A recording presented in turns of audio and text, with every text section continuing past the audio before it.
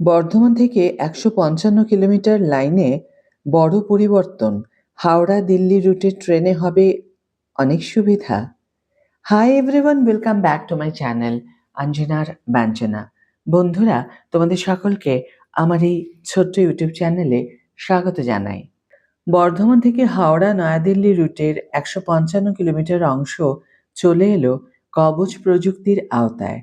পূর্ব রেলের তরফে জানানো হয়েছে, পশ্চিমবঙ্গের বর্ধমান থেকে ঝাড়খণ্ডে প্রধান খান্টা পর্যন্ত ১৫৫ কিলোমিটার সঙ্গে সাফল্যের সঙ্গে কবচ প্রযুক্তি চালু করে দেওয়া হয়েছে, যা হাওড়া দিল্লি রুটের অত্যন্ত গুরুত্বপূর্ণ অংশ।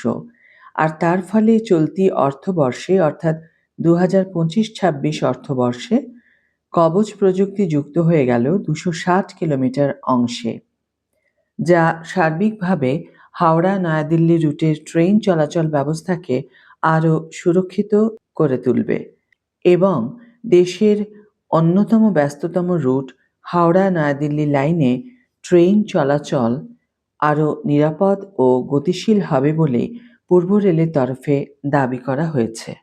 তারই মধ্যে পূর্ব রেলের তরফে দাবি করা হয়েছে যে প্রশাসনিক ও আর্থিক ব্যবস্থাপনায় সাফল্য এসেছে। গত বছরের তুলনায় এই অর্থবর্ষে অর্ডিনারি ওয়ার্কিং এক্সপেন্স বা সাধারণ পরিচালনা ব্যয় ১৪.৫৫% কমানো সম্ভব হয়েছে। কঠোর আর্থিক নীতি এবং অপ্রয়োজনীয় খরচ ছাঁটাইয়ের মাধ্যমেই এই লক্ষ্যমাত্রা অর্জিত হয়েছে বলে রেলের তরফে দাবি করা হয়েছে। রেল আধিকারিকদের দাবি, এই যে অর্থ সাশ্রয় হয়েছে সেটা আগামী দিনে পরিকাঠামো উন্নয়নের কাজে বাড়তি গতি আনবে। রেলের তরফে দাবি করা হয়েছে, অকেজো সামগ্রী বা স্ক্র্যাপ বিক্রিতেও বড় সাফল্য এসেছে। ২০২৬ সালের ফেব্রুয়ারিতে পূর্ব রেল স্ক্র্যাপ বিক্রি করে মোট ৭০.২২ কোটি টাকা আয় করেছে, যেখানে এই মাসের লক্ষ্যমাত্রা নির্ধারণ করা হয়েছিল ৫৪.৫ কোটি টাকা, অর্থাৎ লক্ষ্যমাত্রার তুলনায় প্রায় ২৮.৮৪% বেশি আয় হয়েছে, যা রেলের কোষাগারকে সমৃদ্ধ করেছে বলে রেলের আধিকারিকরা দাবি করেছেন। এখন প্রশ্ন হলো, কবচ আসলে কি?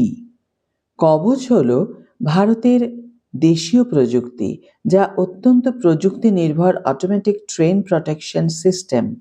ওই সিস্টেমের ফলে ট্রেন চলাচল অনেক বেশি সুরক্ষিত হয়ে যাবে। চালকদের ট্রেন চালানোর সময় পরামর্শ দেয়।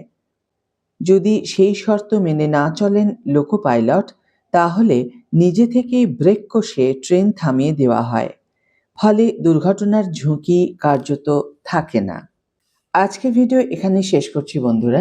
ভিডিওটি যদি কার্যকর বলে মনে হয় তাহলে অবশ্যই একটি ছোট্ট করে লাইক দিও, শেয়ার করো বন্ধুদের সাথে, কমেন্ট করে জানিও তোমাদের মতামত।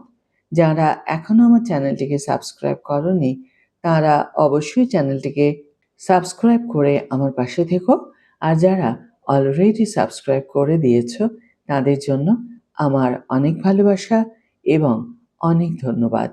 আজ তাহলে বিদায় বন্ধু, দেখা হবে পরের ভিডিওতে। ভালো থেকো, সুস্থ থেকো, সঙ্গে থেকো।